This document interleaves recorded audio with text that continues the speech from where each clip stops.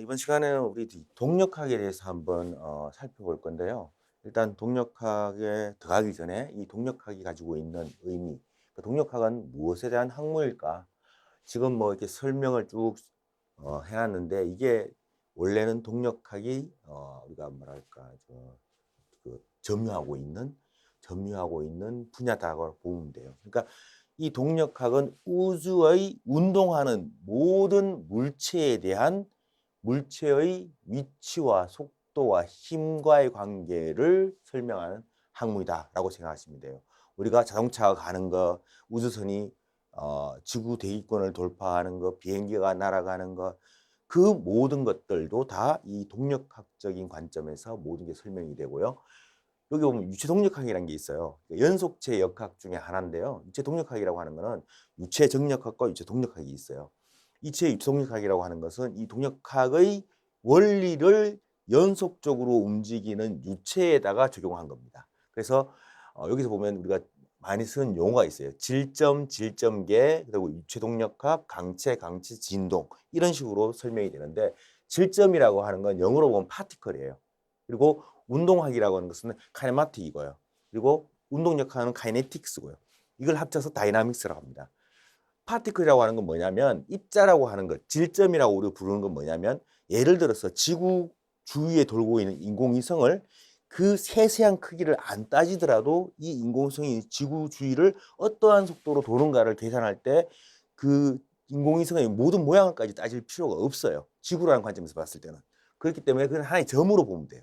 이렇게 질점으로 환원해서 계산을 했을 때 편리하는 경우가 엄청 많습니다. 왜냐하면 질점이라는 것은 질량을 갖고 있는 점, 수학적인 점이기 때문에 이 점은 최적이 없어요. 그렇기 때문에 자체 회전이라는 것을 고려하지 않습니다. 이와 반대인 부분이 강체입니다. 강체라고 하는 것은 어떤 물체 내의 두 점 간의 상호 거리가 어떠한 형태로도 변하지 않는 그런 형태의 물체를 강체라고 합니다. 결국은 뭐 힘을 줬을 때 변하지 않는다. 리지드 바디라고 하거든요. 변하지 않는 물체. 그러니까 이런 경우에는 회전을 고려한 겁니다. 회전이 있는 물체들을 고려할 땐 강체로 얘기하죠. 유체는 형상이 다양한 외형에 의해서 결정되어지는 그런 형태의 동력학입니다. 진동이라고 하는 것은 강체의 운동력학의 한 분야로서 어떤 물체가 힘을 받았을 때 주기적 혹은 비주기적으로 운동의 형태가 변하는 형태를 진동이라고 합니다. 여러분 그 뭐 진동한다는 얘기 똑같죠?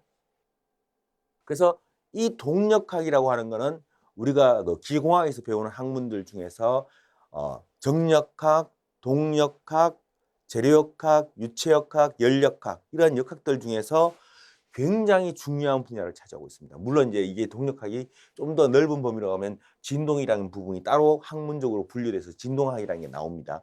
바이브레이션 들어갔을 때 이 동력학적인 어떤 시스템을 바라보는 시각 이런 것들이 굉장히 중요한 의미를 가집니다. 그렇다면 이 동력학은 언제부터 시작되느냐? 정확하게 말하면 동력학이라고 하는 학문 분야가 시작된 것은 갈릴레오 갈릴레이 때부터라고 보시면 됩니다. 그러니까 갈릴레오 갈릴레이가 어떠한 물체의 현상, 움직이는 현상을 수학적으로, 실험적으로 규명할 수 있는 방법을 고안해내어서 그때부터 동력학이라는 것이 태동을 했습니다. 물론 이 동력학의 완성은 아이작 뉴턴 경이겠죠. 그분이 이 동력학의 최종 완성형을 만들었다. 물론 그 이후에도 많은 사람들이 라이프니츠라든가 이런 많은 사람들이 오일러라든가 라그랑지안이라든가 이런 사람들이 학문의 어떤 그 발전을 돕기는 했는데 완성형을 만든 건 아이작 뉴턴이다 보시면 됩니다. 보면은 동력학이라는 것은 운동학 플러스 운동역학이라고 우리가 구분을 짓습니다. 운동학이란 뭐냐면 운동학은요. 정확하게 말하면 운동의 기하학입니다. 운동의 기하학. 속도, 가속도를 기하학적으로 표현을 해요. 어떻게? 벡터로. 기하학적으로 계산이 가능합니다. 그래서 운동학이라는 것은 어떤 물체가 어떠한 방향으로 어떻게 움직일까 하는 걸 예측을 할 수 있고 기하학적으로 풀 수 있는, 즉 그러니까 삼각함수를 이용한다고 생각합니다.